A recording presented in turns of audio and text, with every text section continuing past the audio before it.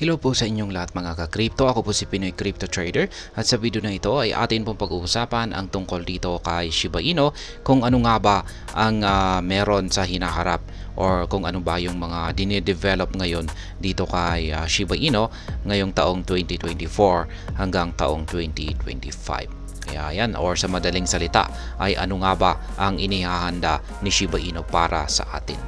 Yan, para sa ating mga investors at saka holders nito. At ayan, bago po tayo magpatuloy ay nais ko lamang po munang bigyang linaw ang aking disclaimer kung saan ang nilalaman po ng video na ito ay hindi po ito isang financial advice. For education and information purposes lamang po ang layunin nito.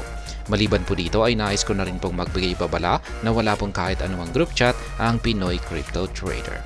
At ayan, yung mga developments po na ating malalaman dito ay magdudulot po ito sa paglago ng ecosystem ni Shiba Inu. At kung pag lumalago yung kanyang ecosystem ay syempre tumataas na rin yung kanyang presyo. Yan, ang unang-una po rito ay ang TREAT token. An upcoming token, TREAT is scheduled to be launched soon within the ecosystem. It is expected to go live in 2024 to 2025. Ayan, ito po yung bagong token ng Shiba Inu na tinatawag pong TREAT. Naka-schedule po ito para ma-launch ngayong taong 2024 or 2025. Ayan. Sa mga base po sa mga na-content po natin sa mga nakalipas na balita, ang TREAT ay ito po yung magkakaroon po siya ng isang utility.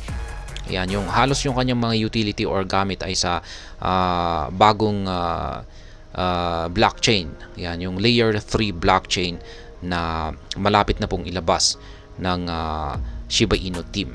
Yan, mga developers natin. Kaya dyan po yung karamihang gamit nitong si TREAT.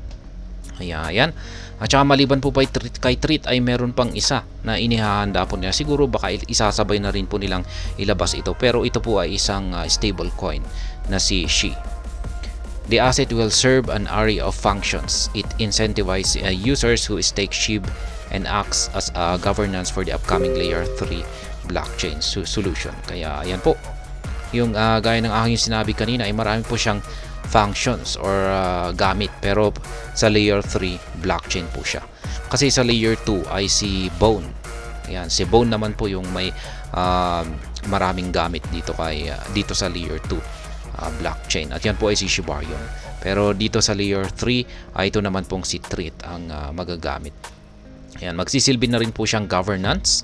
Ayan, governance token. At reward token na rin po siya sa mga users na nag-i-stake ng SHIB. Yan ang sunod naman po natin dito na isang major development ng Shiba Inu ecosystem sa taong ito hanggang taong 2025 ay ang gaming.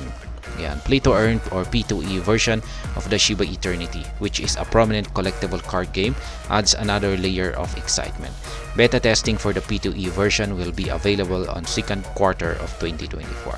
Kaya yan po ang play to earn na game ng Shiba Inu na tinatawag po nilang Shiba Eternity. Isa po itong collectible card game. Yan, kaya marami rin po kasing mga mahilig sa mga games na members. Yan, community members ng Shiba Inu. At pero ito ay kasalukuyang dadaan muna sa beta testing ngayong second quarter ng taong 2024. Yan, kaya beta test pa lamang po siya. Metaverse, ayan, ito po yung isang pinakamalaking project ngayon ng Shiba Inu ecosystem. At saka medyo matagal-tagal po talaga itong matapos. Kasi hindi po malaki po kasi itong project na ito. Shiba Inu's ambitions have extended into the metaverse as well. The SHIB, the Metaverse project, originally slated for 2023, is now scheduled to make a debut in 2024 to 2025. This immersive virtual experience promises to redefine community engagement within the Shiba Inu ecosystem. Ayan po ang SHIB, the Metaverse.